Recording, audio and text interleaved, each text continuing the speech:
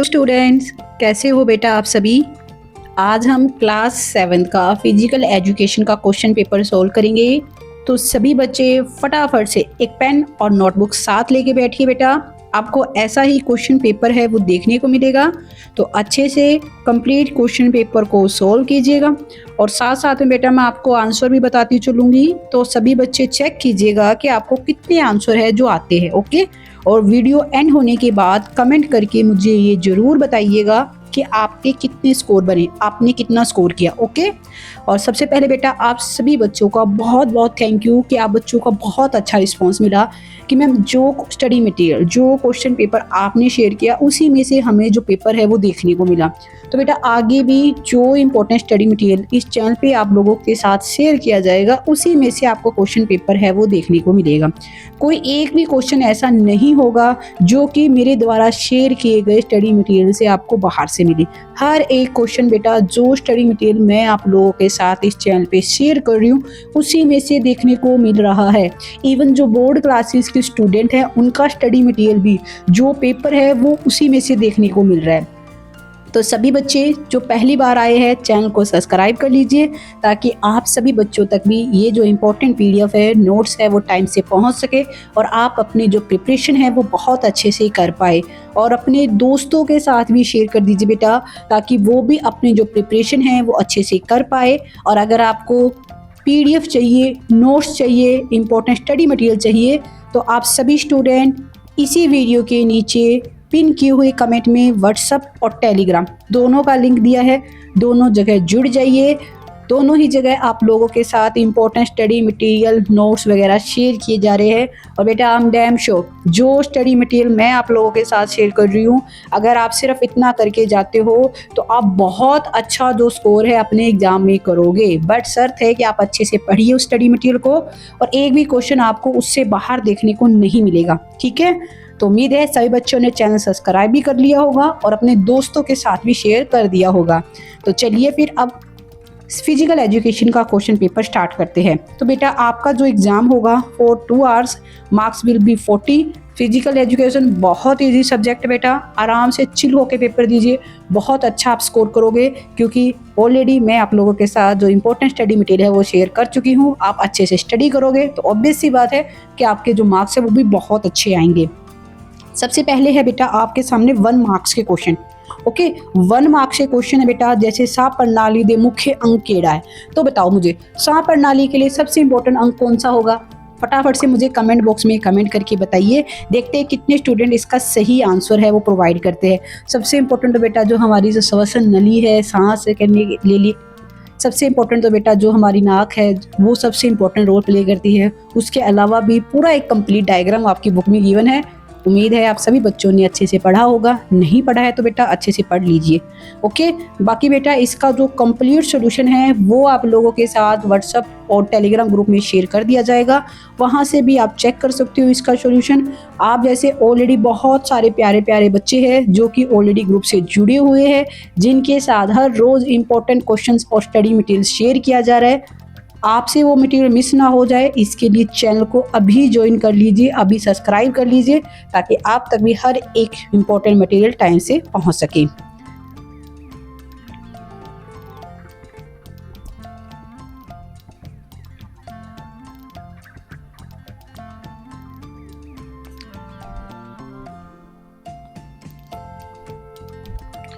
तो बेटा सभी स्टूडेंट अच्छे से सभी क्वेश्चंस को अटेम्प्ट कीजिए।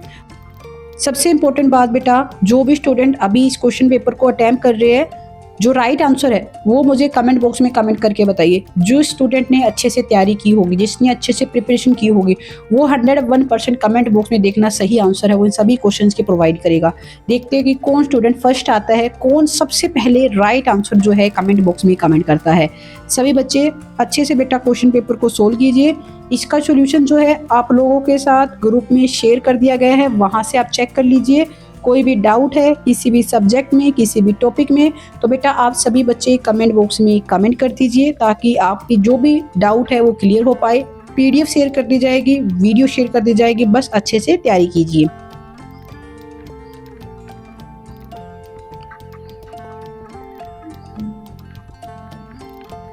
जैसे क्वेश्चन नंबर 10 है बेटा, इसका सही, ये सही ऑप्शन है। और क्वेश्चन नंबर 12 है कि जो साह प्रणाली का मुख्य अंग होता है बेटा आपका फेफड़ा, बिल्कुल सही है बेटा ये। तो देखो क्वेश्चन आपके ऊपर यही गिवन था और यही आपको नीचे फिर से क्वेश्चन है वो मिल चुका है। साथ साथ में अच्छे से सोल्व करते चलिए बेटा। कोई भी स्टूडेंट ऐसा ना हो जो सिर्फ वीडियो देख रहा है, सोल्व नहीं कर रहा, आपको साथ में सोल्व करना है बेटा, ठीक है। जैसे मानव शरीर में बेटा 206 हड्डियां होती है। और जो बेटा जो इंग्लिश मीडियम के स्टूडेंट है जिनको ये पेपर इंग्लिश में चाहिए तो वो ग्रुप में ज्वाइन कर लीजिएगा। ग्रुप में आप लोगों के साथ इंग्लिश में भी क्वेश्चन पेपर है वो शेयर कर दिया जाएगा, वहाँ से आप चेक कर सकते हो। बट पहले अच्छे से इस वीडियो को देखिए, क्वेश्चंस को सोल्व कीजिए।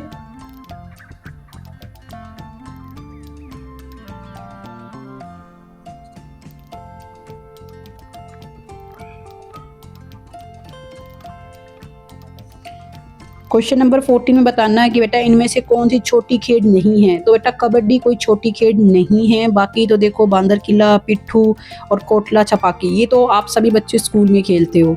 तो मुझे बताइए कौन कौन बच्चे हैं जो ये गेम है वो स्कूल में अपने दोस्तों के साथ खेलते हैं, क्योंकि अक्सर बच्चे स्कूल में इस तरह के जो खेल है वो खेलते ही रहते हैं।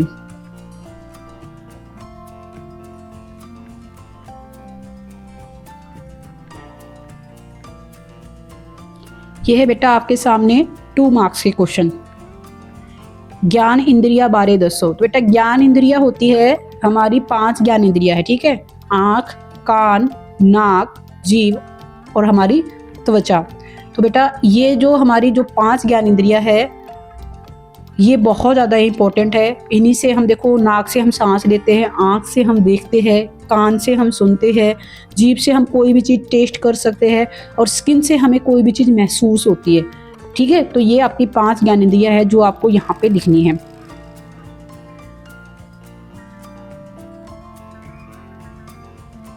शारीरिक समर्था दे गुण लिखो। बेटा शारीरिक समर्था का मतलब होता है कि फिजिकली फिट होना। जो शारीरिक रूप से समर्थ होगा वो इंसान क्या होगा, हेल्दी होगा, उसे कोई भी बीमारी नहीं लगेगी, वो एक्टिव रहेगा, वो फटाफट से अपना काम भी करेगा। मानसिक तौर से भी बेटा वो बंदा जो है वो स्वस्थ होगा। जो स्टूडेंट फिजिकली फिट होते हैं वो मानसिक तौर से भी सही होते हैं, वो बात बात पे रोते नहीं हैं, अच्छे से जो भी उनके सामने प्रॉब्लम आती है उसे अच्छे से फेस करते हैं। नेक्स्ट है बेटा नशा दे कोई 2 कारण लिखो। सबसे इम्पोर्टेंट तो बेटा नशा किस वजह से करते लोग, सबसे पहली कारण है एजुकेशन की कमी, कि लोगों को पता ही नहीं होता कि ये चीज़ करनी कितनी गलत है। एजुकेशन इसीलिए बोलते बेटा आप सभी को अच्छे से पढ़ना चाहिए ताकि आप इन गलत आदतों में ना पड़ जाओ, ठीक है। दूसरा क्या होता है बेटा, काफ़ी लोग क्या होते हैं मानसिक तौर से बहुत कमज़ोर होते हैं। वो मानसिक तौर से उन्हें ये लगता है कि उनकी लाइफ में तो बहुत सारी समस्याएं हैं। जैसे में से भी काफ़ी बच्चों को ये लगता होगा कि उनकी लाइफ में तो भाई साहब प्रॉब्लम ख़त्म ही नहीं होती। बेटा ऐसा नहीं है, सबकी लाइफ ऐसी होती है, ओके। तो ये मत सोचिए कि आपकी लाइफ में ही प्रॉब्लम है। अच्छे काम कीजिए, नशे वगैरह से दूर रहिए। तो ये 2 मेन रीजंस होते हैं बेटा। क्वेश्चन नंबर 19 है एक स्काउट दूजे स्काउट नू मिलन तो की करदा है। तो बताइए मुझे आप सभी स्टूडेंट। क्वेश्चन नंबर 20 आपको बेटा इनके आंसर ग्रुप पे मिल जाएंगे। अगर आपको इसका आंसर नहीं पता है डोंट वरी, आप ग्रुप से चेक कर लीजिए, ठीक है। और आज का आपका पेपर कैसा हुआ ये भी मुझे कमेंट बॉक्स में कमेंट करके बताइए। देखते हैं कितने स्टूडेंट हैं जिन्होंने आज बहुत अच्छे से अपना एग्जाम अटैम्प्ट किया है। फिजिकल एजुकेशन बहुत ईजी सब्जेक्ट है बेटा, ज़्यादा टेंशन लेने की जरूरत ही नहीं है। बहुत ईजिली आप खेल खेल में इस सब्जेक्ट को सीख जाते हो, खेल खेल में आप पेपर भी अपना अटैम्प्ट कर दोगे, ओके। तो बाकी बेटा मैं जो इंपॉर्टेंट नोट्स है वो शेयर कर दूंगी, ओके। तो चपटे पैर नू ठीक करने लिए बताना आपको क्या करना चाहिए। तो बेटा चपटा पैर क्या होता है, जो मतलब जिसका जो पैर है, देखिए जैसे मैं वैसे मेरी ड्राइंग अच्छी नहीं है, मान लेते ये आपका पैर है कुछ इस तरह की शेप का। तो बेटा जिसका चपटा पैर होता है ना वो देखो इसका ये जो हिस्सा होता है जो ऊपर उठा होता है ये प्लेन होता है, ये इस तरह से ऊपर उठा हुआ नहीं होता है, ठीक है। तो ये होता है बेटा चपटा पैर। और चपटे पैर में बहुत सारी दिक्कतें होती है, इसे ठीक करने के लिए कुछ उपाय बताए गए हैं आपकी बुक्स में, वो आप यहाँ पे लिखिएगा। बाकी मैं शेयर कर दूंगी ग्रुप में सोल्यूशन, वहाँ से भी आप चेक कर सकते हो। नेक्स्ट है कि खेल में जो है बेटा चोट लगने का मुख्य कारण क्या है।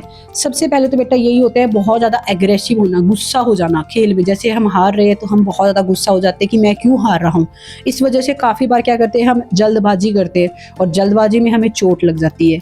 दूसरा क्या होता है, हमें नॉलेज नहीं होती। जैसे कोई क्रिकेट प्लेयर है, उसे ये नहीं पता कि उसे बॉल किस तरीके से पकड़नी है, तो काफ़ी बार जब उसकी तरफ बॉल आती है तो वो गलत तरीके से पकड़ता है और उस पर हाथ में पैर में चोट लग जाती है। इसलिए नॉलेज होनी बहुत ज़रूरी है। तो दूसरा और तीसरा सबसे बड़ा कारण है बेटा कि खेल से पहले वार्म अप नहीं करना। ठीक है, वार्म अप नहीं करना मतलब अपने शरीर को बेटा खेलने से पहले थोड़ी सी फुर्ती करनी चाहिए, हमें थोड़ी सी एक्टिविटी करनी चाहिए, वॉक करनी चाहिए, ताकि हमारा जो शरीर है वो गर्म हो जाए और हमें फिर जब हम दौड़ना स्टार्ट करें या खेलना स्टार्ट करें तो हमारी जो मसल्स है उसमें खिंचाव ना आए। तो ये कुछ मेन रीजंस होते हैं बेटा खेल में चोट लगने की। उम्मीद है आप सभी बच्चों को अच्छे से पता होगा और ये चीज़ें तो बेटा आप डेली बेसिस पे अपने स्कूल में, अपने प्ले ग्राउंड में करते भी हो। किसी भी बच्चे को बिना वार्म अप के खेलने नहीं जाना चाहिए। ऐसे आप सडनली अगर स्टार्ट कर दोगे दौड़ना तो आपको चोट लग जाएगी, आपकी मसल से उसमें खिंचाव आ जाएगा, जिससे आपको बाद में दिक्कत हो सकती है। तो ये बेटा आपका कंप्लीट क्वेश्चन पेपर है। सभी स्टूडेंट मुझे कमेंट बॉक्स में कमेंट करके बताइए कि आपके कितने मार्क्स बनते हैं। जिन भी स्टूडेंट ने अभी ये क्वेश्चन पेपर अटेम्प्ट किया है वो सभी स्टूडेंट अच्छे से कमेंट बॉक्स में कमेंट करके बताइए। और अगर आपको किसी भी टॉपिक में, किसी भी सब्जेक्ट में कोई भी परेशानी है तो कमेंट कर दीजिए बेटा। आप लोगों के साथ डेडिकेटेड जो वीडियो है वो शेयर कर दी जाएगी उसी टॉपिक से रिलेटेड। ओके बेटा, फिर मिलते हैं नेक्स्ट वीडियो में एक नए टॉपिक के साथ। आप सभी को all the best for your exam.